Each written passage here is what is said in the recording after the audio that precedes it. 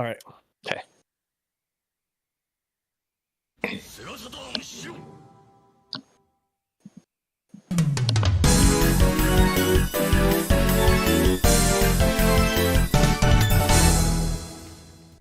Hello, hello, hello, and welcome Hey, to the show everybody. of Shiros, the Shiros up? of shows. Yes.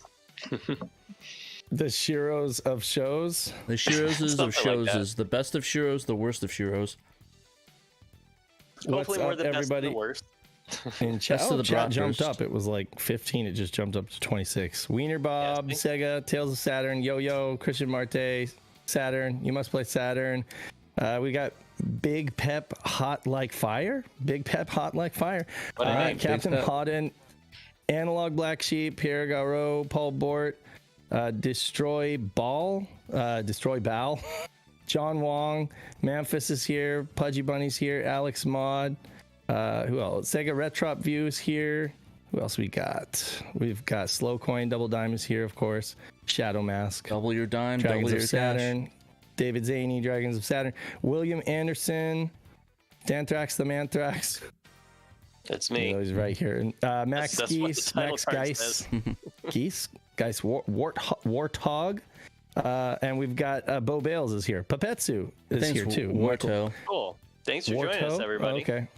Big toe. Yeah, and Michael Freesh. See you Happy all. Friday. Freesh. That's everybody for now. You get We're your Freesh or you die. get, you get here No, not early. You get Freesh. your name called, And we make fun of your names apparently. and we make fun of your names when, just when we me. can.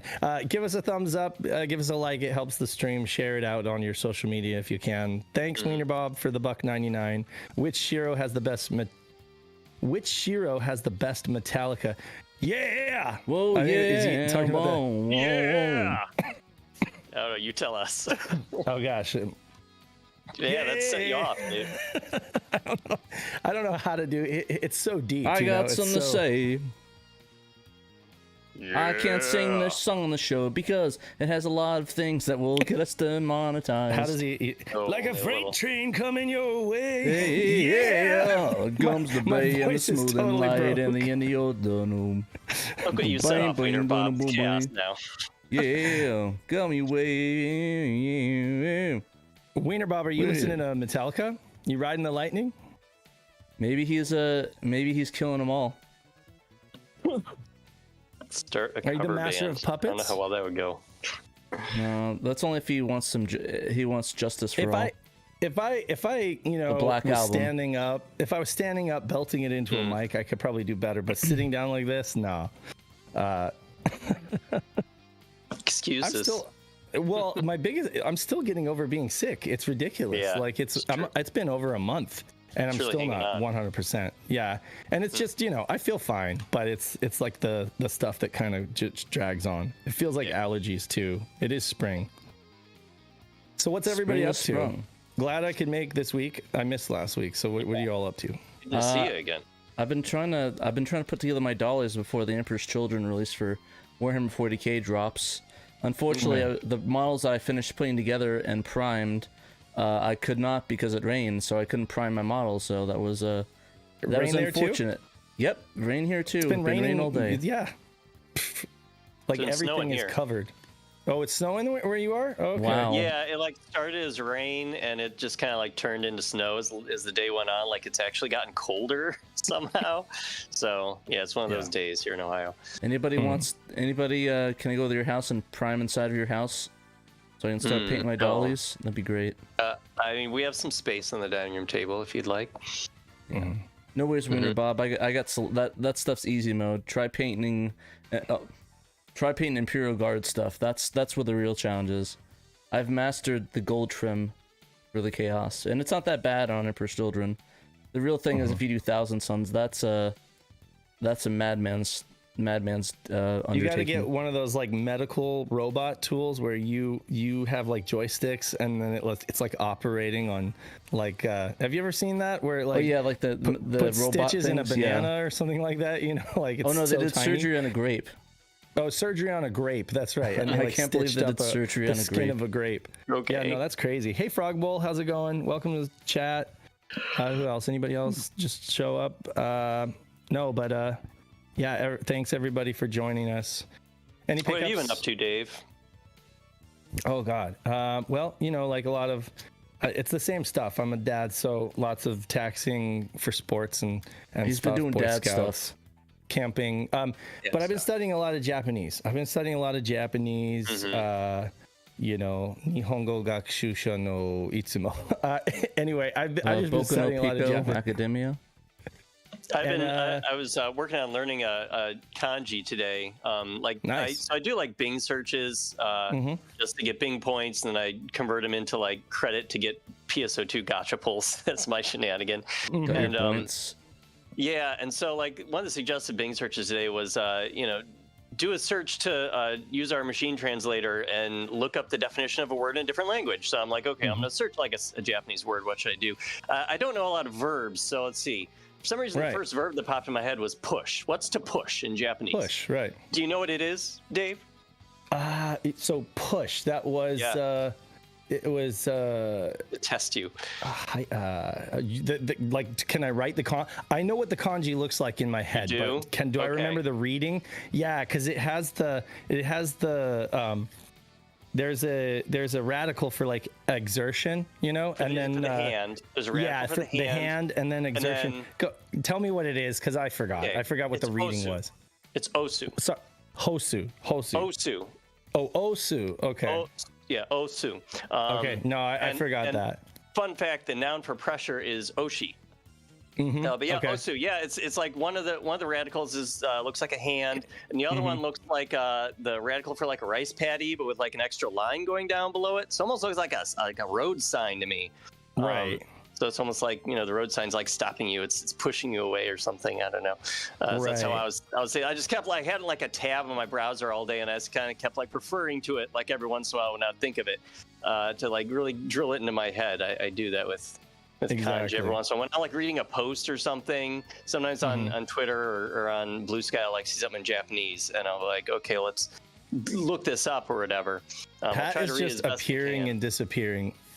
We're totally losing with the Japanese. I'm so sorry. We're Pat. losing with the Japanese. Okay, I'm we back have to now. sit through his German conversation. That's fair. That's fair. That's true. Do you, Dan? Have you ever used WaniKani by any chance? No, I haven't. Check that out. Check it out. It's free, and it's really helpful. It's a free website where it does grilling and testing and spaced repetition of like the radicals first, and then all the kanji. That's a really good online tool. And then I've also pinned a bunch of resources in the Nihongo chat. Because there's some really cool free resources out there that'll also help you with kanji and stuff like that too. But no, I thanks. I didn't remember what pull was. Osu. Push. Yeah. Frog bowl. Oichi is I don't know what oichi is. I think you mean oishi. Oishi is tasty. But oichi, I'm not sure what that is. Papetsu, what does sayonara mean? People say it's goodbye, but it is to be used only in certain contexts. It's goodbye for now. It's like goodbye for now, which kind of has like a finite sense. You wouldn't want to say it to a friend because they might be like, sayonara, what are you never going to see me again? Yeah, it's kind of like a very formal. If you're saying goodbye to like a friend or somebody you're going to see again in the near future, you would say like matane or something, like see you later. Matane, ja mata, or you would say bye bye.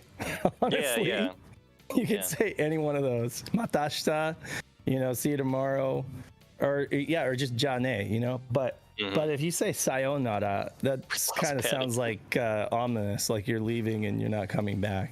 Yeah. It's like, or you're about to kill someone. Think about it like this: you're leaving on the Titanic and you're waving at the people from the shore and saying sayonara. That's kind of what it means.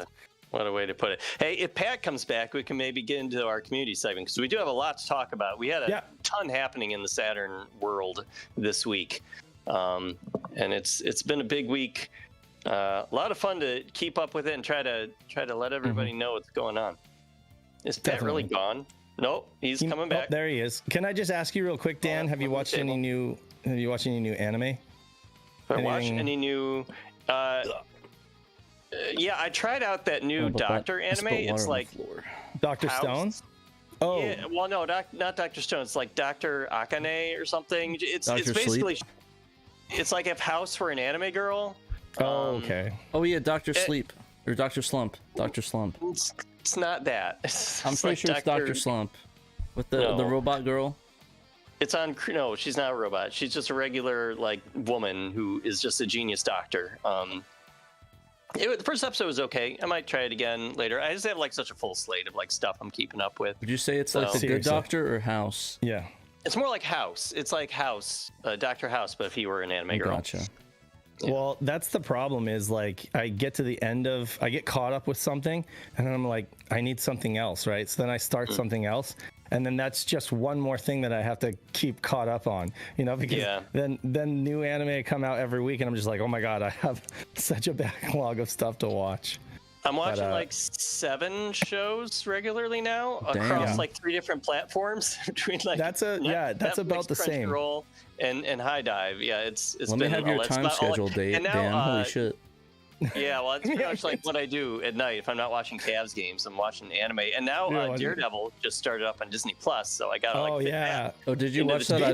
I just caught up last night. Yeah, I watched both episodes. It's pretty good. I've not touched it yet, but what was they haven't had a new one for years, right? Yeah, it was a bit foggy if they're going to continue on that. Mm-hmm. Okay, so like the last one was around COVID, right?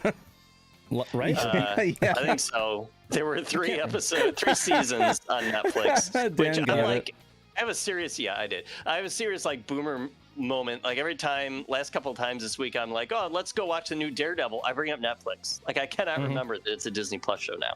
Right. Yeah. No, I feel the same way. I started watching Iron Fist because somebody showed the beginning part of it where he comes back and the people are fighting him in his company. I was like, oh, this is really, really cool.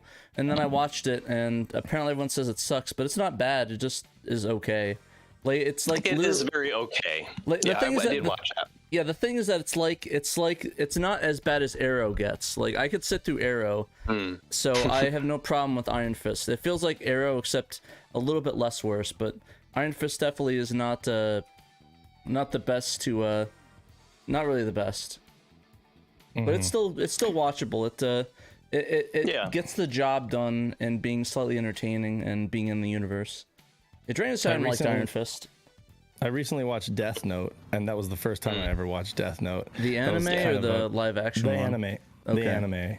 Yeah, I haven't watched the live action. No, I got caught up on that because it's been out for over a decade or more, but I just never watched it. That was kind of it's almost 2 decades, bro. What are you doing? 2 decades? I remember watching that. I remember watching that coming out in high school, bro. Mid 2000s, right? Yeah, no. Yeah, 2007 or 6. I never watched Death Note, but I heard people say it was good, so I watched that. It was interesting. And what did you think about the halfway part where a character ends and then another one that's similar comes back? Yeah, I kind of didn't like it as much. Yeah, no, that's how I felt. That, you know what I mean? I usually tell people just pretend after that happens, just don't watch the show and pretend there's no more show, because there's not much, like, I don't know. I don't think there's a lot worth watching afterwards. Maybe either watch the last episode. Anyway, my favorite anime this year has got to be Solo Leveling. I swear.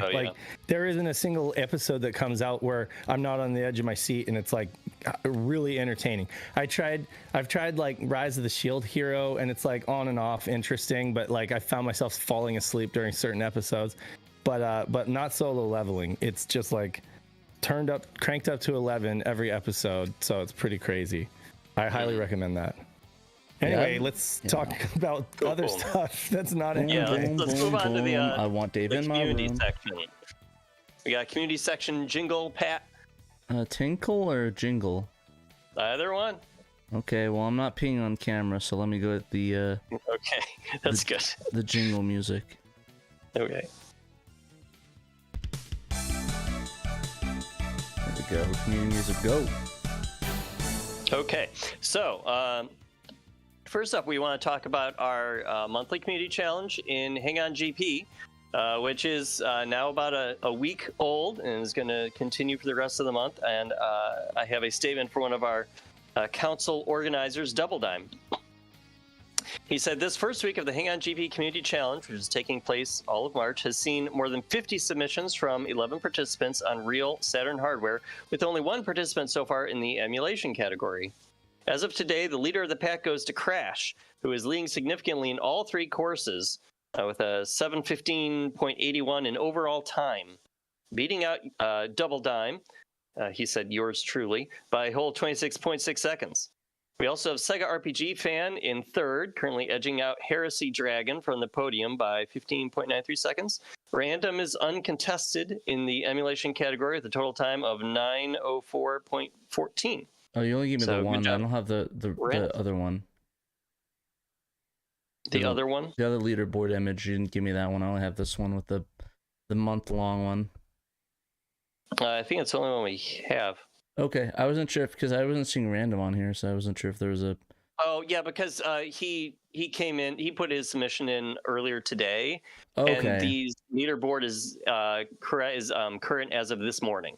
So Alrighty. it came in after the board. I just want to make sure I didn't mess up or anything. Just want to. No, you're good. Okay, cool. First, so Double Dime also wanted to say the Heresy Dragon pointed out that to get a screenshot of the ranking screen, this is like you just have to wait for the next attract screen after you put your initials in. After about 30 seconds, it will show the top 10 rankings of the course you were just on. You can also force this by starting a course and doing a soft reboot by pressing A, B, C, and start. Also, just this morning, Fart Daily graciously shared his discovery of how to do a boost start, which he said took hours of trying to figure out. So thank you, Fart Daily, for your... Yeah, maybe. That might be his secret. That was the boost start. He said to perform the boost, hold the gas down as soon as you are loaded in, then let go after the 3, 2, 1 light shows up on screen. Make sure you let go before the first light. You'll notice the speedometer will stay locked in place. Then punch the gas again on the blue go light. If you've done it correctly, you'll get a wheelie and you'll blast off. Nice. So the first Saturn hardware-only weekly challenge is going to start at midnight tonight, so March 8th, and run for a week. It's called the Wheelie Big Bird, and participants will have until the next Friday to see who can win on the Long Albatross Cliff Reef. Is that 2024, 2025? 2025. Okay, I just want to make sure, just in case people are watching this years later. Yes, no, 2025. Long Albatross Cliff Reef is a harder version of the first course. As a reminder, to qualify for the special leader of the pack prize, you will need to participate in all 6 courses, which includes each of the week 3 weekly challenges. So you need to be doing the weekly challenge while it is active. So we hope to see you on the track. Knee pucks required, Double Dime says. Get that gas filled, boys, and start your engines. Mm-hmm. Thank you for writing all that up, Double Dime. Yep, thank you, Mr. Dime of Double. Mr. Dime of Double. Slow coin. Mr. Coin of Slowness. Dime of Double. Yeah, so some folks are, checking the game out and finding that it doesn't play very well with digital controls or even the 3D control pad for that matter. And again, it really is one of those games that makes the wheel worth owning. So if you do happen to have a wheel, get it out of storage or wherever. Whip out that wheel. And, that's Watch me. That wheel. That's Dave. That's Dave with the wheel. I need to get the wheel out again because I got I put it away after we were done with the drift, the drifting game. Yeah, Highway Mountain Challenge. That's right, Highway Mountain Challenge. Velocity. Yeah. High velocity. Yeah, so I need to get it back out. Chocolate high velocity. Dan, Pat is messing around. I'm not messing around. What are you talking about? As he will do. He makes the show. There's no messing around here. We're in his hands. You're in my good hands. Panda just dropped an interview with Takanuma Mitsuyoshi this past Monday? Weekend. I guess it went Saturday. Weekend. Yeah. Saturday. It was amazing. It was awesome. Talked all about how he got the job at Sega, how he was not planning on going into music and doing that, but it just kind of it's kind of it just happened. He put together some demos and they liked it, and then asked him to. I think Panda even provided those early demos, right? Yeah, he did. He plays both of them. Yeah, it's crazy. It's cool. they're awesome. It's super old, like really like crude voicings, you know, from whatever Casio keyboard. Yeah, I don't know, it literally whatever feels he was like using. If you ever listen to like the Steely Dan demos, I don't know if you ever did, Dave. It kind of sounds like that, like a cassette tape and like a boom. Yeah, the but cheesy, I mean, it's like, so cool. drum It's so machine. cool. Yeah. So that's awesome, and what an amazing thing that he was able to get. Takanobu Mitsuyoshi. I know. It was an effort with who was it? Sam Burnt I Ends. Am. Sam I Am. I think there were a couple people involved in getting him, right? So Burnt Ends put Panda in touch with Cory Maru, and Cory Maru was able to set up, because he's kind of involved. He's like he's a creator who does have a lot of contacts with Sega. And so he put Panda in touch with Mr. Mitsuyoshi in the first place, and then Pandemonium had his friend Sam I Am do the live translation between them over I think it was Zoom or something like that. So that was really cool. Which, I mean, you know, Mitsuyoshi does have some English abilities, but he's going to feel more comfortable speaking his native Japanese anyway. So no, I know what it feels like, especially speaking like another language like German. I could speak it pretty okayly, but in like an interview or presentation, I'm not doing that. If you want to get good information, you got to have him speak in his native tongue, you know. So not really worry about. Good job to them. Thanks for putting that up, everybody. If you haven't watched it yet, absolutely check it out. It's not too long. It's about half an hour. I did like the extra touch at the end of the video where when he plays the other demo from Mitsuyoshi, he has it go through a Sega Saturn, so you see it, you know, like the sound synthesizer, the little square cubes jumping around. So that was cool. Good touch. Nice touch.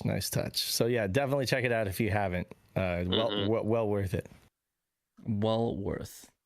What is your is your guys are you guys fans of like the Daytona USA soundtrack, or do you like something else that he's done more? I like what's your favorite thing? I like the Daytona USA soundtrack, and I also like he also did the song on Super Smash Brothers for the F-Zero medley, and that was a really good cover of that, which I liked a lot. Like a bunch of covers of it, and he did his vocals on it too. I really love his vocals on the Burning Ranger soundtrack, you know, because it's so over the top, but like in a good way. Like that's kind of his personality, is over the top, you know. He's just very enthusiastic. And, you know, he did a concert. He did a song for Phantasy Star Online 2 to be like to be presented as a concert in the game, and they actually had a model of him in the game dancing around and singing. And it's super awesome. And what's even better, this is why this is one of my favorite instances of something he's done, is that when PSO2 finally years later came out in the West, he actually recorded a new version of the song in English with new English lyrics. And he re-performed it. And then that's what we got in the global version of PSO2. So that was super cool of him. That's cool of him to do that, though. Yeah. I had Bo Bales is asking who did the rap on the Burning Ranger soundtrack, and I know the answer to this. It's a dude. He's on Moby Games. He's listed on Moby Games or VGMDB. I can't remember. It's gonna be one of those, because I did a podcast about Sega music a while back, and I had mentioned him on that podcast, but I don't. So there is a listing. I just don't know what it is. I'm looking it up for you. But he might be quicker with his computer or whatever. I'm on my phone. I'm looking it up. But anyway, awesome interview. Folks should definitely check it out. Yeah, no, really good interview. I think I'm gonna watch it again. It was really good. Well, and so in another bit of community news, we had a new section of the website of the Sega Saturn SHIRO.com website debut this week, which you wrote about, Dave. Yeah. Marlon D. Saunders is the name of the guy who did the rap. And he is credited on Sonic Adventure, Sonic Adventure DX, Matt Hoffman's Pro BMX. Oh, is he the rapper that does, that's on Knuckles? Yeah. He's the one that does the rapping on the... Yeah. Oh, yeah. And dang, that's pretty cool. Oh, he does the Christmas Nights chorus arrangement too. Oh. So he Nice. he did a lot of stuff actually. Yeah, I think both the singer yeah. and the rapper was on the Christmas nights. Like I think the singer from Unknown for Me did that Christmas nights one. I think, right? Yeah, I believe so. If anybody corrects me, let me know. I like the Sonic Adventure soundtrack. It's probably out there as one of my favorite Sega soundtracks. Well, Bo's saying that he did the chorus, but I don't know. I thought he did the lead vocal. He's listed as lead vocal, so, and that tells me that it would be lead vocal and chorus is what it says here on Moby Games. Lead vocal and chorus. So, I don't know. Anyway, I'm sorry. You asked me a question that was completely unrelated. It was having to do with Saturn Memories. Yes, you wrote a story about the new section on our website. Would you like to talk about it? I mean, yeah. So, I mean, I hardly can take credit. I just basically wrote a story to facilitate folks knowing about this. So, Saturn Memories, as a lot of folks may be aware, for decades he's had YouTube content where like Let's Plays and like reference footage of Saturn games and stuff like that. And we're very much of the same mind of preservationism and like backing up everything that can be backed up in terms of Saturn. He's already done an amazing archive on our website under SegaSaturnShiro.com. Under resources, there's the Saturn archive, what we're calling the Saturn archive, and I mean that is just a comprehensive list of links, Wayback Machine links, band sites, anything Saturn related in terms of like the making of Saturn games. Or influences, fan sites, including SHIRO, including just anything that has ever existed in terms of Sega Saturn, you'll find on that archive page. But he wanted to go a step further and put together a comprehensive list of like any games that are related to Saturn games. So we're talking ports, remakes. We're talking, just spiritual successors or predecessors, games that bear a striking resemblance to Saturn games. So that's what he did. He's been working on this for a long time, and there's been some hiccups with our website updating WordPress and stuff. I know at one point all of his work was lost and he had to start over. But I was telling you guys, I installed a duplication plugin on our website where we can duplicate any page or article easily with one click. That way, if you're working on something massive, you can have a redundancy, But yeah, no, he finally said, please go ahead and take it live. Am I scrambled? Oh no, I think it might be the. I've been having issues on mobile where you have to reset it, where mobile like just comes in scramble and people get cut off. If you hit the reset buttons on mobile, it fixes it. It's a mobile issue on YouTube. It's just the app is absolute dog shit. Okay, wow. I'm sorry well, I hope it's not like my audio or anything. But anyway, it was great. It's a great article. It's a great list, directory, resource. It's still a work in progress. Dave was nearly a robot again, is what Martin is saying. Yeah, I've been listening. Yeah, Bunny just said it sounds like a bee flying around. I'm sitting here like, yeah, I'm not the only one who's hearing that. I thought it was just me. I'm not hearing it from you guys. Is it from like my mic or something? I don't know, because I don't hear it when I'm talking or when you're talking, Pat. I just hear it when Dave talks. Oh, I don't hear it with Dave. Maybe I shouldn't talk anymore. No. Uh-oh. Just listen to bees. It's fine. Uh-oh. Anyway, check out the article. You guys can talk about it. I'll silence myself. There, he's gone now. Just joking. Yeah. Oh, Dan went away. We'll make Dan go away now. You got me for a second. Oh no, Dan's gone. It's classic show. You probably all of this is probably something to do with Discord, I have to say, because I don't have issues with any other software except for Discord. Weird. When it comes to audio stuff. So I don't know. Yeah, I don't hear it on mine at all. It's nuts. Maybe it's something on my end, but you guys can hear it. I can't hear it. Maybe my ears are just. Gigi said he only hears it when I talk. So I don't know. I give up. Hear it when I talk?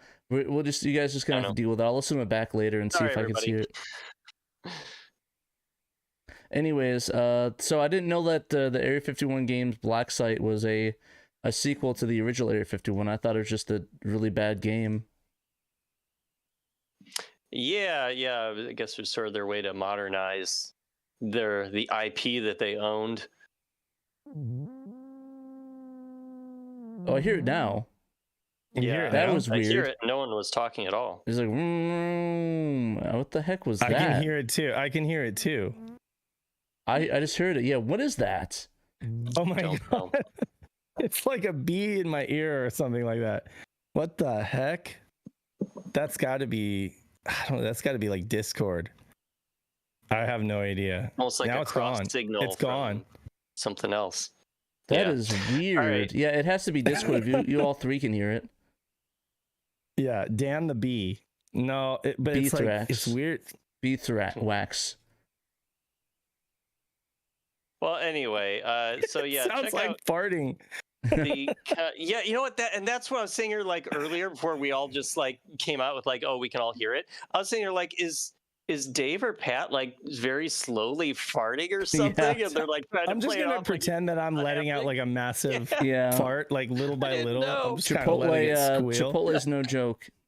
Who's hungry? I know. Yeah, we all went out and had what's that White Castle? Yeah, White Castle. Now we're Chipotle painted. I miss White Castle, man. We don't have any of those around here anymore. I don't ever. Cheeseburgers, so good. I'm not a fart denier. Like, you know, I just like, if I dealt it, I'm just like, that was me. Brave of you. I'm proud of my stand-up guy. I am if I stand up though, that's worse. You know, it's better if I just stay seated. That's weird. That is so well. Anyway, weird. if everybody wants to check out this cool new directory that Saturn Memories has put together, and I think he's still working on it because it's not, even though he says it's comprehensive, it's not quite. Like there are some missions that I'm sure he's going to work on. Like the Shin Megami, the Devil Summoner is not there. Devil Summoner is not there at all. I'm sure he knows that. I'm sure he's aware of that. Then also, what was it? Like Sega Touring Car was missing a couple of entries. And but if folks read the listing and you see anything missing, by all means keep a log of everything that's missing and send it to him, or let Dan or me or Pat know, and we will. Don't let me know. Or you can just you send to them. Just leave me alone. You can just let Saturn Memories know directly, because he's in our Discord. But definitely let him know, because I know that the goal is to have it be completely comprehensive. Yeah. But I think it was one of those things where he just wanted to get it out as it is right now in some form. And then just keep working on it. But yeah, Pat, real quick before we move on, and we have a lot of stuff to move on, can you just go to the very top and show folks all the items on the resource tab? Yeah, I showed that a little bit earlier, but I could show it again. Okay. Through the combined efforts of this community, we have like so much cool stuff. We got Super Ray with the Netlink site. You've got Private Eye managing the fan translations directory. You got all the homebrew game software that continues to be added to with each successive Sega Extreme competition. Saturn Memories is doing those two directories. You got Bo's hacks and cheats, and technically reverse engineering as well. Joe, Sega RPG fan, with the online setup guide and the tunnel and everything. And we've also got Death Scythe with the Saturn and Film and TV, and Sega Steve's sales bin, which he's sold a few things from there. Folks shouldn't sleep on Sega Steve's listings, because he's got some good stuff in there, and he's made a few sales and said he was on YouTube. He was going to be adding some more stuff too to the available listings. So, and Steve has fair prices, so it's like, if you're looking for some Saturn games, especially some Japanese stuff, which is kind of like his wheelhouse, is the Japanese stuff. Definitely check out Steve's sales bin. He's got a lot of good stuff on here for sure. It kind of reminds me of those old online catalogs with the game prices. Oh yeah, for sure. Like in the back of every, Game Pro magazine or something like that, they'd have like the catalog that you could order away for. Dude. Oh my God, this is gonna be great when we bake this into a podcast. Folks will be listening to this and hearing like a farting sound. Maybe you'll be able to. I don't even know what the hell that is. I don't hear it anymore. No, I've been hearing it. Oh, I just hear it. Yeah, I hear it. Yeah. So we have one last item we want to talk about our related to the community, the SHIRO, wider SHIRO community. We wanted to shout out the Sega guys have put out a couple of videos this week that I hope you all have watched or will watch after this. They did a full podcast about whether Xbox is the new Sega. The truth behind the move to third party. And they also did a shorter video looking at Sonic Unleashed on PC. There was that like unofficial fan port, like an actual port of the Xbox 360 version of Sonic Unleashed that now is playable on PC, and kind of the bigger implications of the fact that they also released tools so anyone can port any 360 game to the PC, which is wild. So I believe Halo Dan, 3 the on Mega Driver, they have that already. did that. So check both those videos out. They both were really good. I was there for the podcast premiere and talked to everybody when that went up earlier this week in the afternoon. So get your Sega guys on. The Sega guys. Yeah. Alrighty, so we're gonna hop into that news. Yes, let's go. Alrighty. Definitely. New segment, audio baby. So much to cover. A little time. I got a good 30 minutes.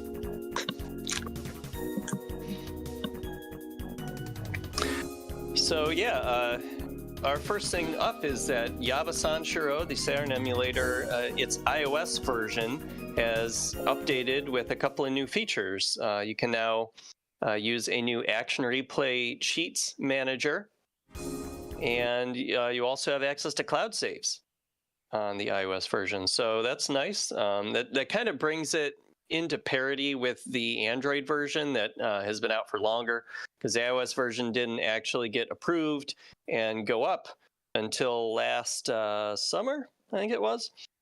So yeah, he put up a little video demonstrating the action replay code manager too. It's version 1.17.1. The developer, of course, is Shinya Miyamoto, also known as DevMiax. And I believe that the Action Replay Code Manager might actually be an iOS exclusive at the moment. I don't think that's on Android yet, but he did say in a social media post on Monday that he's going to be updating the Android version soon with that as well. So if you use Yabasan Shiro on Android, you can look forward to that too. Nice.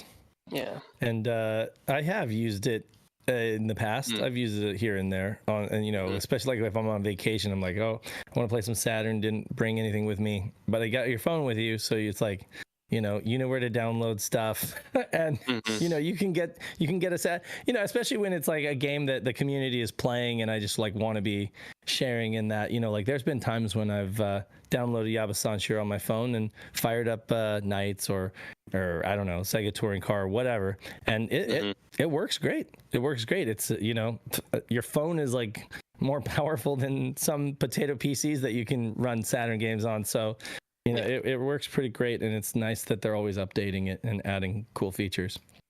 The action replay stuff is awesome, though. Double Dime points out that if you use the Yabasan Shiro on your cell phone, that is eligible for the emulation category in the Hang On GP monthly challenge. So there you go.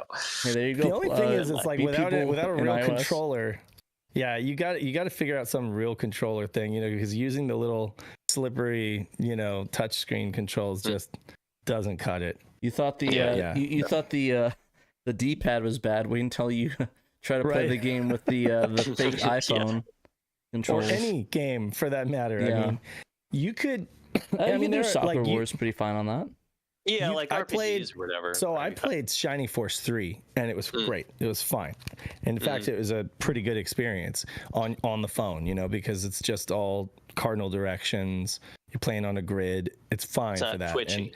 Exactly. But any kind of game where you need, any degree of accuracy, forget it. You need a wired controller or even at least like a Bluetooth.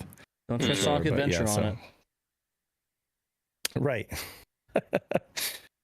Oh my God! Like I was watching this video of this guy with Sonic Adventure, and he was doing like this two-handed, like I don't know, almost like arcade technique, like with the dashes and just like speed running the first level. Nuts. I was like, oh my God! Like some people are nuts with that game. Yeah. Just doing all sorts of shortcuts and stuff like that. So anyway, what's up next? What do we got? What is next? Under the Microscope. Under the Microscope. Highway 2000 Tokyo Extreme Racer. It's both. Okay, it's Highway. Wait, this is a dual article. It's like a three for. It's like Highway 2000. Yeah. Oh, I got you. Okay. Wangan Dead Heat and Tokyo Extreme Racer on the Dreamcast. So he talks about, because Wangan Dead Heat is the original Japanese version of Highway 2000. Highway 2000 was the localized version in the West, and then kind of the later sequel, because they were all developed by Genki, is Tokyo Extreme Racer on the Dreamcast. And Bo poked around all these and found cheat codes in all of them, including new cheat codes. New ones. Look at that. Yes. So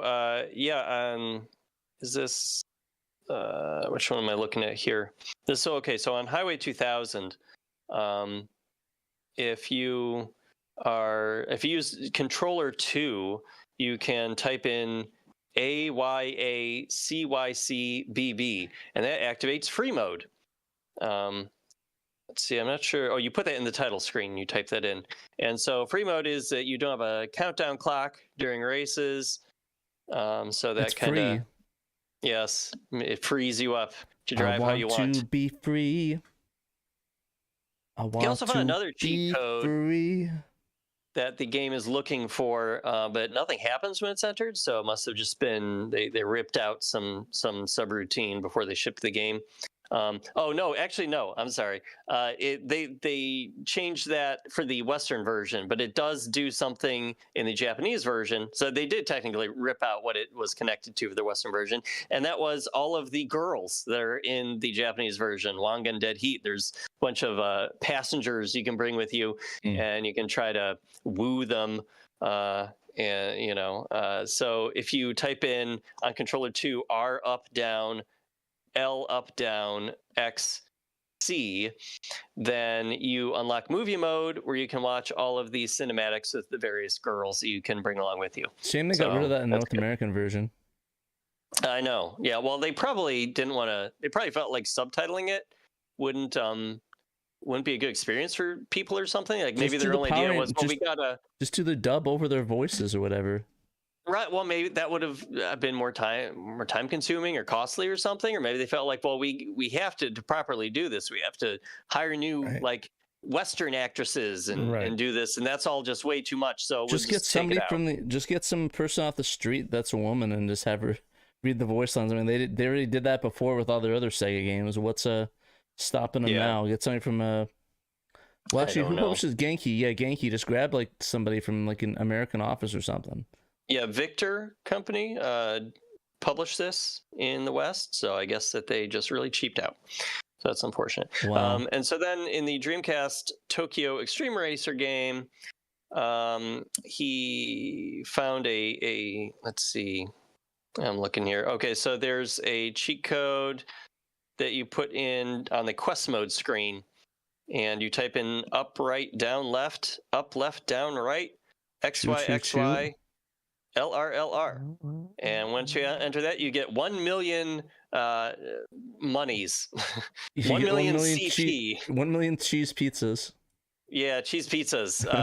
That's a lot of pizzas. 1 million CP, whatever units those are. Yeah. Yeah, I like how it's like whatever units those are. That's funny. Yeah. So anyway, that sheet doesn't work in the Japanese version, but it does work in the North American and PAL versions. So there you go. Right. So thanks for finding all that, Bo, and publishing it. That's cool. Yeah, that is cool.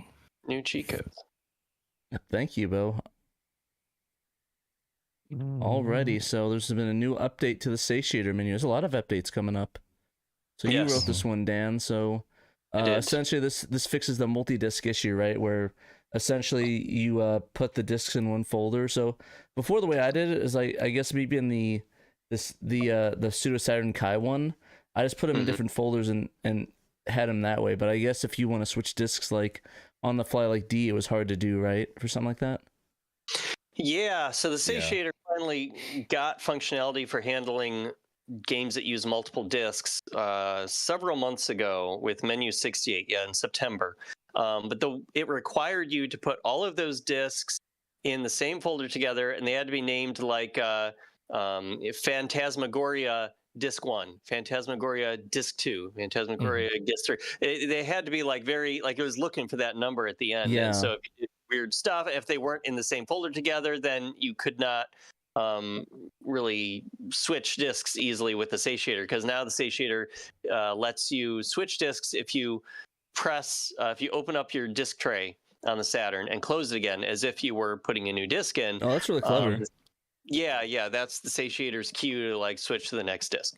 So that, I guess, doesn't jive with how a lot of people liked putting their multi-disc games onto the satiator. A lot of times they would just have like a separate folder, like a subfolder for each disc within like a bigger folder with the game's name. So you can do that now with Menu 70. You can go to the official website, wiki.satiator.net, and download that new menu. He did put out a menu right before, well, he did Menu 70, which just kind of changed it, fixed like a little weird error that the satiator would get when you would try to look at a folder with multiple subfolders in it. It would give you an error. But like a day later, he more permanently fixed the problem by just making the satiator make use of subfolders for multi-disc games. It recognizes those and will work with them like you would expect. As the changelog says, this should suit the natural way many people set up their collections. So it's not like an earth-shattering change, but it's a good one. What's up? I do have a question, Dan. Okay, so like you said, so to switch discs, you basically just open up the CD lid and then smack it back down, right? Yeah. But what happens if you have like a 3-disc or a 4-disc game? Is it just assuming go to the next disc? Like if you're on 2, it's just assuming to go to 3? Or how does it choose between? I think so. I haven't tried it myself. I haven't tried out a multi-disc game since this menu dropped. I'm going to have to so I can answer that question. That is a good question. I know that when you are initially starting up a game, I believe like a menu pops up on the satiator before you've like started a game. A menu pops up asking like which disc you want to play. If you have all the discs in the same folder. So you can like start with whatever disc you want. But like after that, I'm not sure. Specifically, I would say like, I mean, granted, we didn't get Riven in the West, or we didn't get Riven in the States, but they did in PAL territories, right? That's a good example of a game. Or Phantasmagoria, which is like 8 discs, you know. I imagine there are you traverse certain areas of the island or the house or whatever, and then it's going to want you to go back to, I don't know, disc 2 from you were on disc 3 and it wants you to go back to disc 2. Like how would it know that's the thing I don't know, like how it would know that. And Riven has 4 discs, so with 4 discs, if you're on disc 3, if you open the lid, does it just reason, oh, he must be going to the next disc 4, but you actually want to go back to disc 2 because you're going back to an earlier area of the island? That's what I'm wondering about. So but that's okay. I understand, like that's a niche case that you would not necessarily have tested, so I'll just have to ask Abrasive about that. I think it's good. I think it's a cool implementation, buddy. It'll be like, good luck, maybe you have to just open it several times until it figures out. Until you get roulette to the discs. Okay, we're back to disc 1 now. Which is not that bad with like a 3-disc game, but like with an 8-disc game, you're just like open, close. Hopefully you'll have fun with Phantasmagoria. There are many 8-disc games of the Saturn, so. So that unreleased prototype, Sacred Pools, that was 4 discs. And then there were and that had you going back and forth to like the different, you'd walk through a door and you'd be like, shit, now I have to go back to disc 3, you know. So but so anyway, don't miss those days. It's better that he's updating it and doing the best he can, what we got. But so our next thing is a Peter Malick written Best of Saturn. Alrighty, for exciting slot shooting. So it's a curious game fusing top-down shooting with a slot machine components. Looking like Technicolor vs. Space Invaders, different colored monsters are released in waves on the top of the screen.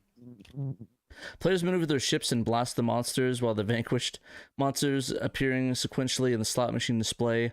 Match 3 the same type and win points, but be careful. If the monsters fall, they'll eventually pile up and crush you. So it's like a weird like maybe puzzle fighter mixed with like a shoot 'em up thing, I guess. Yeah, so it sounds like I had never even heard of this game before Peter wrote this up. Slut shooting. Neither. Yeah, me neither. We're shooting slots. Come on, guys.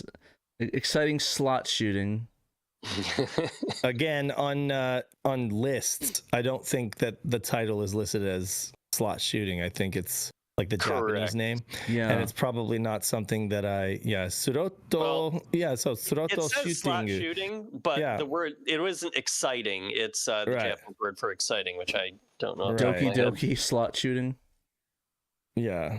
I can look it up while you keep reading, Pat. It is in katakana, but yeah, for whatever reason, this is the first. Again, it's funny how Peter can do this.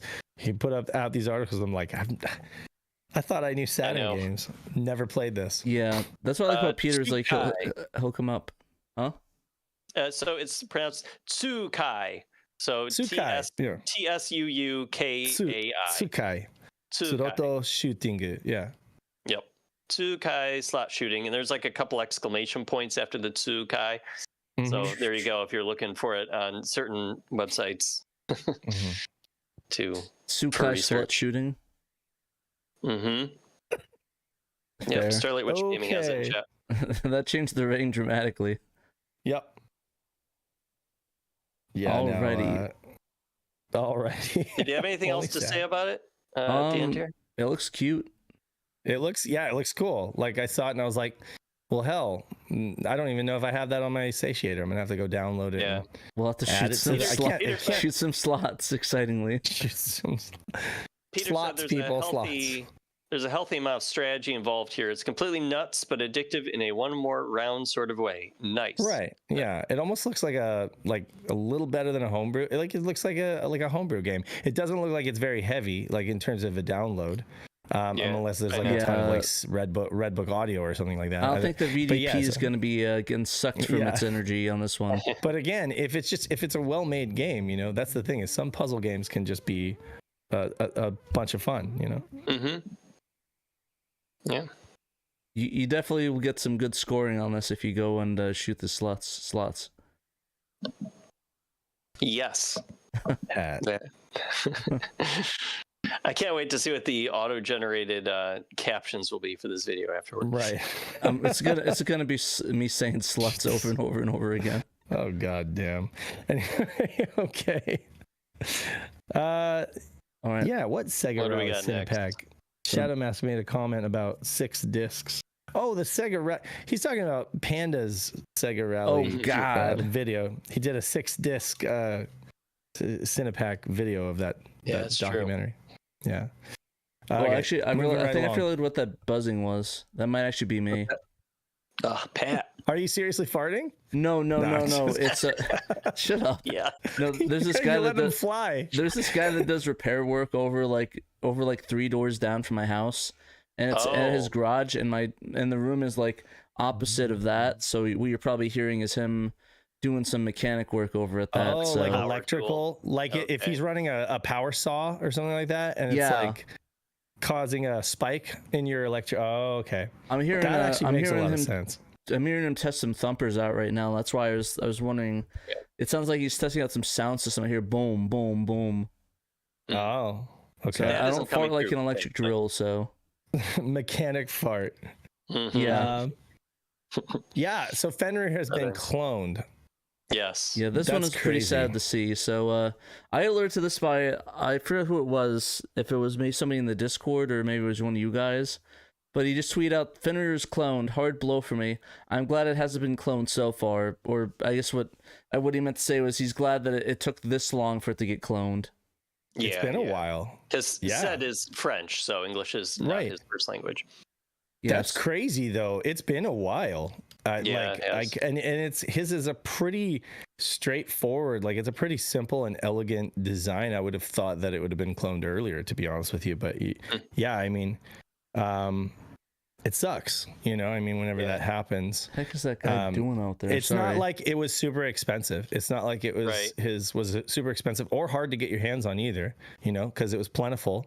And I mean, you can buy available. You don't have to wait for him to. It's always been available. You don't have to wait for him to like build a batch of 6 of them, and then they go up at 3 a.m. or something. So I guess my question is, who is this for? Like, who is this really? Yeah. Who's gonna go run out and buy a clone Fenrir?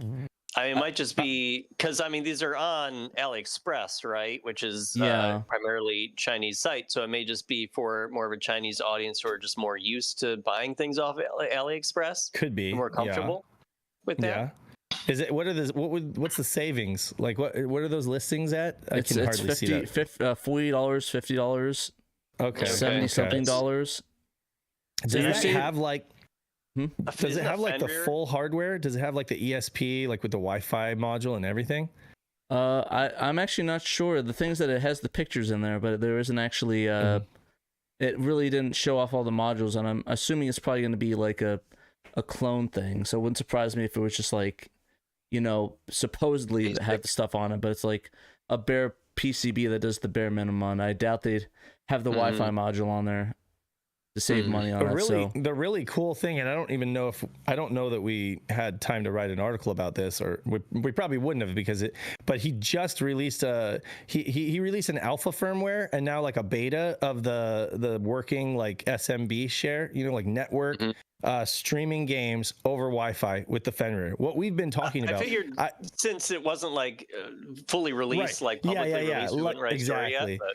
Yes, no, I hear you. Cool. I hear you. But I mean, this literally just happened the other day, and he said that he tried it out with Daytona, with Sega Rally, with Virtual Fighter, and he like left them on for like 5 hours and came back, and they were still running fine, no crashes, streaming from a network SMB share. So I mean, there you go, guys. I've been sitting here talking about that, kind of like feeling almost having some imposter syndrome about it, because I'm like, I really hope he does this, because I've been promising that potential was there for forever. That's gonna be sweet. Though. How convenient that's gonna be. That's like I'd swap out my Saturn. Yeah, it's the only device right now as it goes. Right. It's the only device where you can stream games from your network. It'll be a huge feather in the cap of Fenrir. Yeah.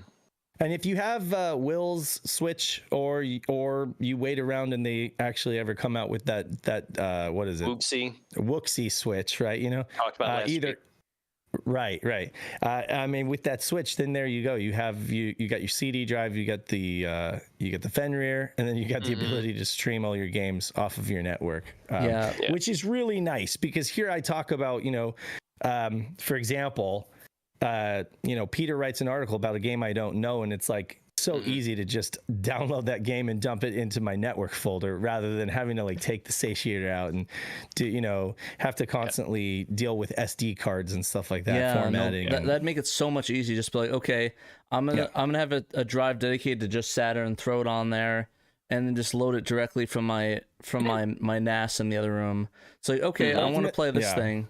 And I can download directly onto the NAS too, just like direct download. Although I will give props to the Mister, which is technically hardware emulation, but you can over your network plop a game onto the Mister from your PC, and then you can just go over in your Mister and start playing. And I mean, you can do that with any game. With the Mister, you can do that with almost any, right? Yeah. It doesn't matter how big the image is, like. As long as your SD card can fit it. Okay. So, I mean, the really cool thing. So the really cool thing is this is going to be huge for developers, because you could just push updates, to the Saturn. Right. You're not pushing updates. You're pulling them, so you're just overwriting the file locally on your computer and then streaming from that file, to test out new builds, So, I mean, it's like for a developer, I can see that being a huge time saver, over having to constantly deal with the SD card, I fell in love with that, like with the PS2. I have that I finally fixed my PS2's Samba sharing thing. It took forever to get the SMB working, but I figured it out, and now I finally can have my PS2 up and running. I actually could play stuff in my room. I'm so excited to get that fixed again. I was actually playing that Detective Conan fan translation on PS2. Oh, nice. Nice. Yeah. You love your Detective Conan. I mean, I like it a little bit, just a tiny little bit, tiny love for the show, tiny little bit. Yeah. But yeah, I mean, that's really, I mean, streaming games from your network is awesome, but I seriously think like the developer angle is like the selling point. This is going to be the device for folks doing homebrew, because it just makes it so darn easy, to just write a new line of code and then be able to test it, so yeah, that's going to be great. For sure. But yeah, no, sure. It saddens me that these are out there, and I know we get a lot of like really nasty comments from people on Twitter about it, being like, "Oh, what does it care? Or what do I care?" And one person that had reading comprehension and said something about the satiator. I'm like, don't mention the satiator at all in this article, besides the fact that it got cloned. So that it also got cloned. People speaking for too many people. They speak for themselves. So they're like, "Oh, nobody cares about anything except for Saru anymore." Like, you really are not like into this community, are you? Like, because I mean, that's totally. I mean, maybe if you're just like average Joe, the Saru is like the end all because you only care about pirating games. But I mean, there's so much more to the Saturn. It's like the guys that said that that $60 upscaler was the best there was and the best device for upscaled gaming, or the one you need to use.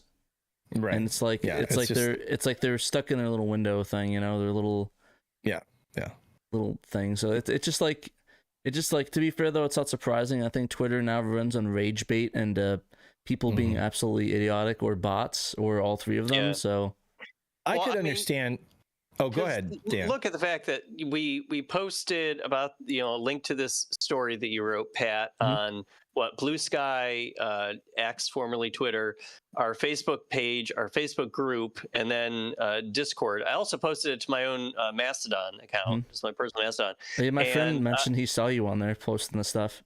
Did he? Okay, nice. So, we got a lot of response on all of those, but really the only place where there was a lot of just like kind of toxic, like, okay, yeah, good for the cloners type of stuff was on Twitter. Everywhere else, people were like, oh, that's sad, or people were just kind of doing a general thumbs up reaction or something to the story. That's crazy. So yeah, it's, there's kind of different, I guess, audiences for different platforms.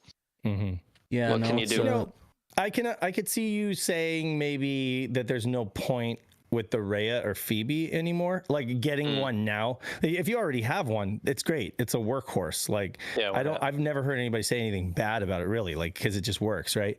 But I mean, you do, of course, you have to get rid of the CD drive, but I mean, a lot of people's drives are burnt out anyway, right? But I mean, with the Fenrir, the Satiator, and the Saru, there's a good use case for all of them. Really, there's a good use case for all of them, and there's scenarios that I can see where you would really have to have one of those.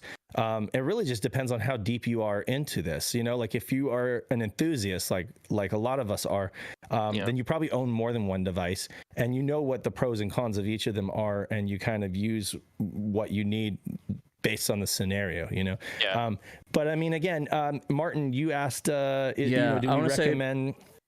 Yes. Yeah, Paul, that's not, no offense, Paul, but that's not good advice right now. What's not good advice? Just find a respectable retail for it with good reviews online. But there's actually another option now. No offense, Paul, option. Sorry. No offense, but we mentioned this before, right, on the show, that we can point folks to Retro Gamer Store. Yeah, Retro Gamer Store. Literally, just they have one. He's good to go. Let me. So Martin, who runs Retro Gamer Store, he also manages one of the forks of the Saru firmware, and it's one of the more stable. Like it's got a bunch of bells and whistles and cool quality of life features. So he went ahead and found a manufacturer in Taiwan, was able to get them fabricated in Taiwan and then shipped over to the US for him to do quality control before they get shipped out to their final destination. So you're getting an extra QC check and and you're getting them packaged in his shells. Now his shells are injection molded, like high quality injection molded. And they are better quality, like noticeably better quality than the ones that you get from AliExpress. And the boards are going to be beveled, right? Right. Yes, the boards are going to be beveled. Like I say, it's going to go through, extensive quality control before it gets shipped out to you, and it's going to have all new parts. So there's just a lot of oversight in this case. And so what's the URL for people like listening on the podcast? I'm trying to get I'm trying to find it on the thing. It's not being listed though for some reason. Like I'm trying to look on his Retro website. Game Restore? Yeah, it's a Retro Game Restore, but I'm not seeing it in the store right now. On the store, let's see. It would be under. Where is it? And is it possible that he just doesn't have it listed yet? I don't know because I know we he have has a the link to it. shells. He has the J&T Studio shells. Okay. RetroGameRestore.com. Yeah, there's retro. the things that we had a link to it, but the things that I can't pull up because I'm on Discord streaming audio, so I can't see. I'm on Bob there sent right it to now. us. Yeah, if you Okay, I'm on there right now, and so we may just be early with the recommendation, but I know that it wasn't like. No, he released it. Yeah, people were able to buy it. I seen you get the damn link to it.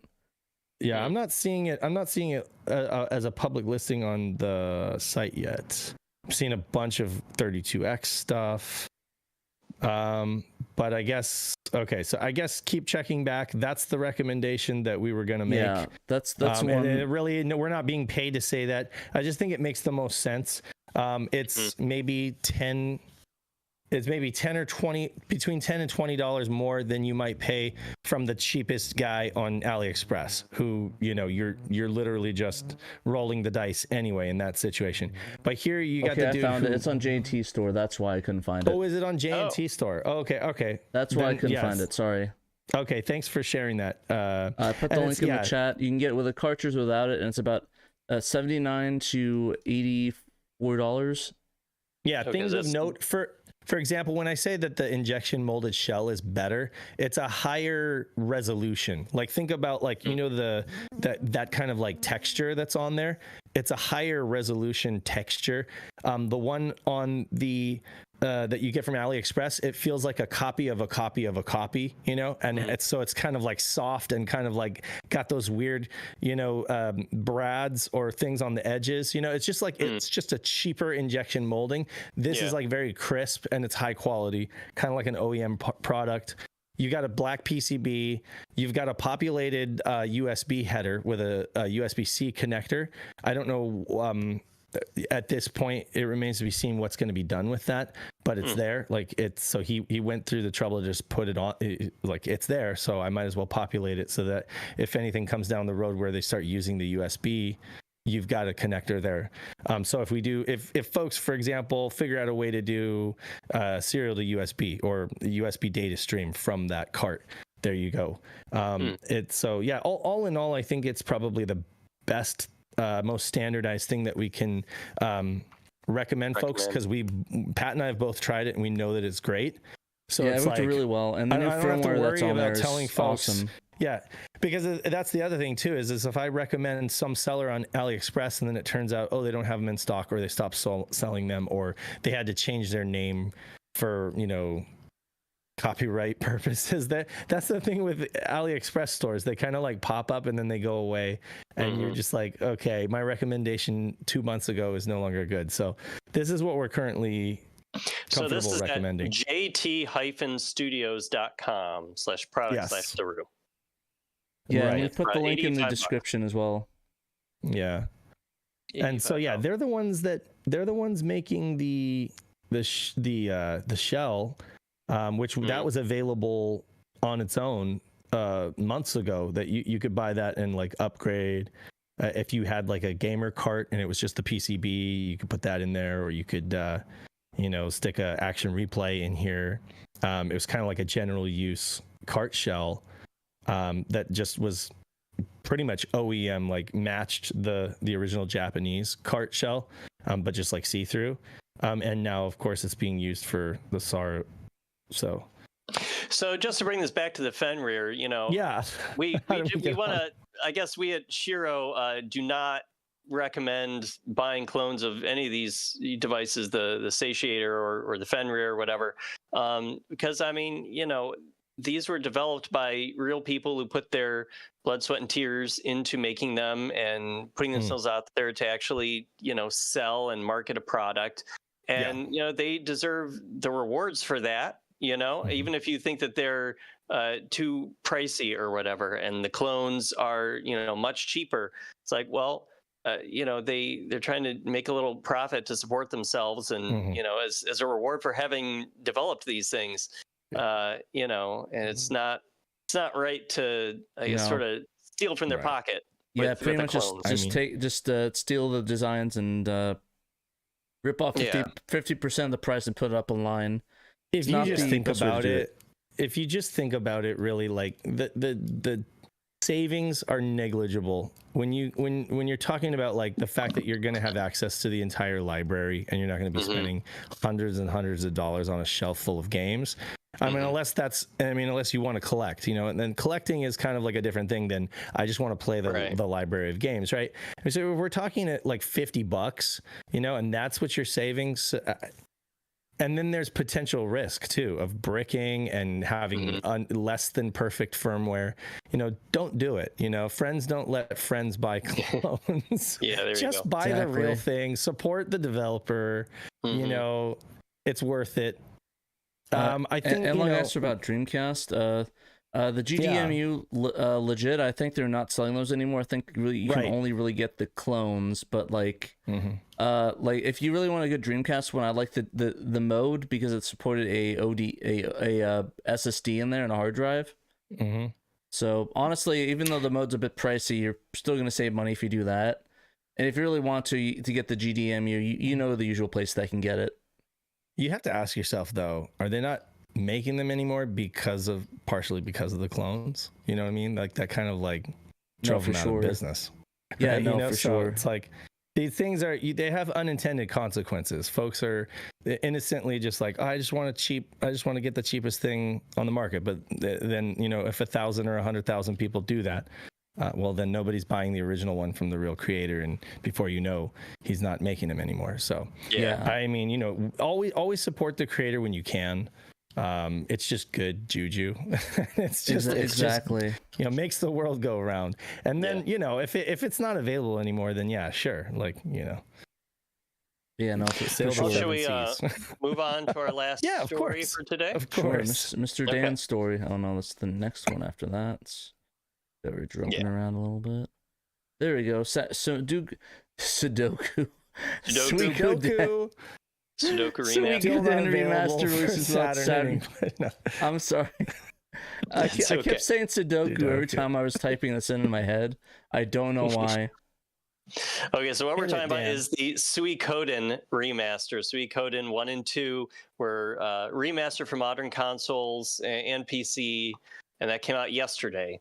But what I wanted to focus my story on for the site was the fact that the remaster of the first game is lacking the exclusive content that was in the Saturn port. Suikoden was ported to the Saturn. Suikoden 2 was not. But the first one was in Japan only in 1998. And they added quite a few things to that were not in the PS1 original.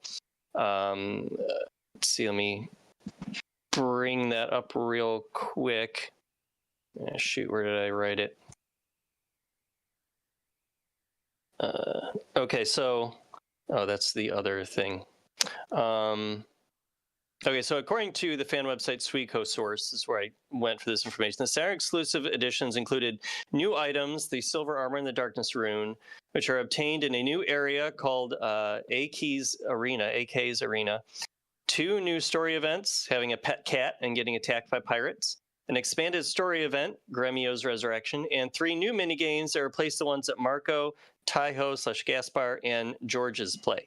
So there's quite a bit there that's new in the Saturn version, and it's never appeared in any other re-release or remaster or anything. Suikoden 1 and 2 were remastered in a collection on the PSP in 2006, which was also a Japan exclusive. And even though they had quite a few things in that version that did make it to the new remastered collection that came out this week, like being able to move diagonally and faster in Suikoden 1, and a couple other things. they did not include any of the Saturn stuff. In fact, there's really just one thing that was new to the Saturn version that survived into this remaster, and it was also in the PSP version, and that's the new intro sequence. There's a totally new intro that wasn't in the PS1 that's in the Saturn version. That's only coincidental. It's either coincident, yeah. Like just for some reason when they did the PSP version, they're like, "Oh, well, we liked the Saturn one better, so we're going to use that," and then they just ignored everything else about it. We don't know why. You know, they even had access to some of the staff members who worked on the original games in the 90s. We know this because Dengeki Online, a Japanese publication, did an interview Tuesday with some of the people who worked on this new remaster. And series IP and game director Takahiro Sakiyama said that the remaster team consulted with staff members who worked on the original games and are still at Konami to this day. So, you know, either those staff members didn't work on the Saturn version or didn't remember that the Saturn version had additional content, or maybe the remaster team didn't know how to get that original content out of the Saturn version, because we know that, you know, Saturn version is a little tougher to work with than the PS1 for whatever reason, or they just thought that that new content was unimportant. We don't know if Konami has addressed it. Yeah, maybe they've lost the source code, maybe, and so it's just harder. Possible. Because it's one thing getting a video out of it, but they might have not been able to get maybe the content was just lost out of the code of it, because what they probably were working on was whatever the PlayStation was, the code for that. So they more than likely didn't even have access to that source code at all, period. That could be. Maybe they didn't have the source code of the Saturn version, but like you said, it's easy enough to pull that True Motion video out of even a retail copy of the Saturn version, just plop that into the PSP. They did kind of remake that intro sequence for the new remaster this week. It's like a shot-for-shot remake, pretty much, but they just like kind of redrew it in higher definition, so it looks nicer. So it's not even quite the original Saturn version. So yeah, you know, no one else has really mentioned this outside of one review for GameSpot.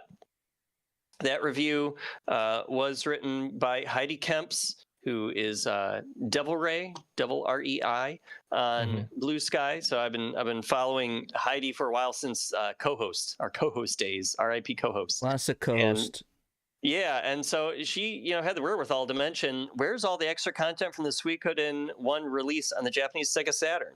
She said the whole package just has an aura of missed opportunity, which is especially disappointing to me given its years of delay. Because they did announce this remaster 2.5 years ago. I can't believe it's been that long. I remember that. Yeah, they said it was going to come out in 2023, and here we are a few months into 2025. Yeah. We finally get it. So what have they done with all that time? I'm sure it'll be fun. I'm sure it'll be great. You know, like I'm still a fan of the PlayStation Suikoden, and of course that's the version I played because that's what was accessible. You know, with the awful PlayStation 1 box art, right?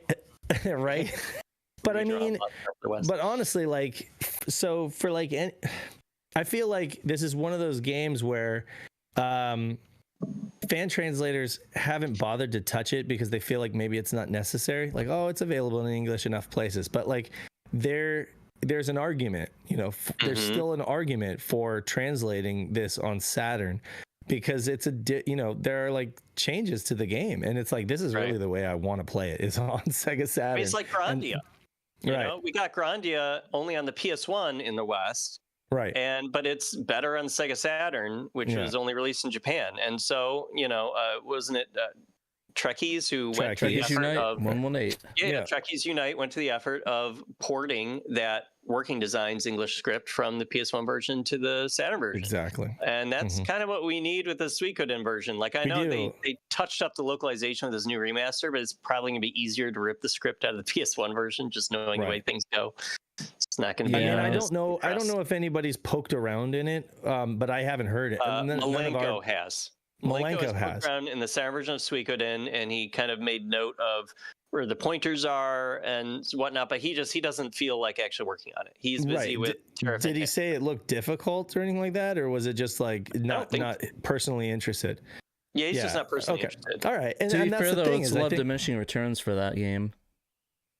Yeah, I mean, it just depends on how you look at it. Like, I would be super excited if a translation came out for that. That would be like on my bucket, like top list of games that I'd be more interested to play Suikoden on Saturn than Princess Crown. So, and I know that's a hot take, but like I've already played through Princess Crown with the online guide.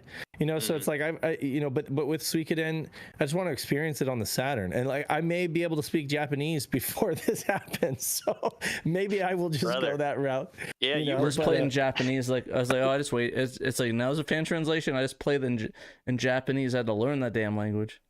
Right, hardcore. Well, I mean, I have started to read like children's books, so I'm getting there. Nice. I want to get some initial D. That's why I went to Japantown today to the book off to get some initial D, and they don't have any. I was like, you got everything, but you don't have initial D.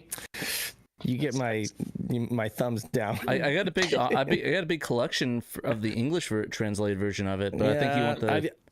I want the Japanese. I want to read it. I want to start, and I'll just get it online. I'll just look for it, get it online. Those things but they're getting expensive too, because of the age. And I did the same thing with Detective Conan. I have somebody in Germany that's offering to send me new copies of it because I get the Detective Conan in German.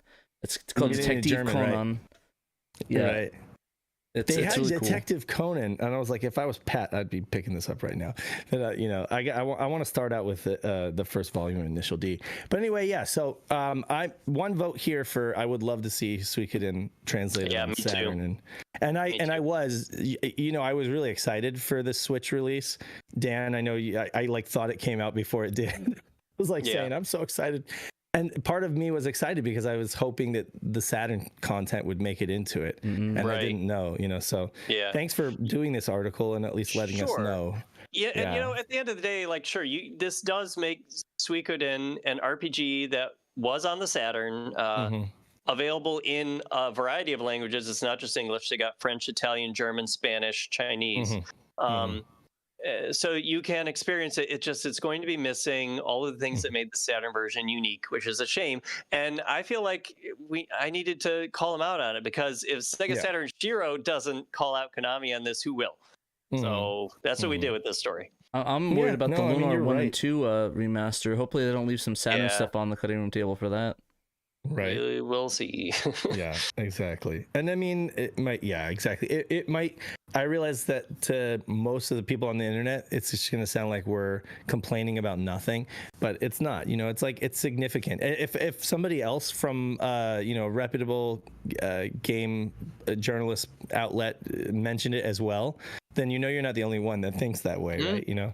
Right. Yeah, so. And another kind of like cool side effect of writing the story is that I've seen in multiple different places where I posted it, that people were saying, I had no idea that there was a Saturn version that even existed of Suikoden. Even Destroy Ball in chat here tonight said, I thought that was a PlayStation exclusive. So in the very least, I guess I'm kind of educating people and getting the word out there that, like, yeah, there's a Saturn port of this game, and even has like exclusive stuff. Like, it's kind of cool. A lot of people will be surprised just how many games they associate with PlayStation also are on the Saturn.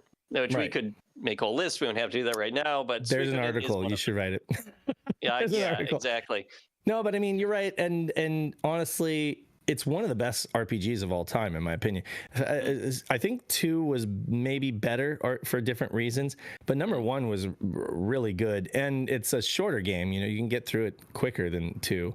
So they're both incredibly good. I mean, when you consider that, like, everybody ever talks about is Final Fantasy or Dragon Quest and stuff like that. It's like Suikoden from Konami was like one of the best RPGs ever made. Okay. So underrated, so good.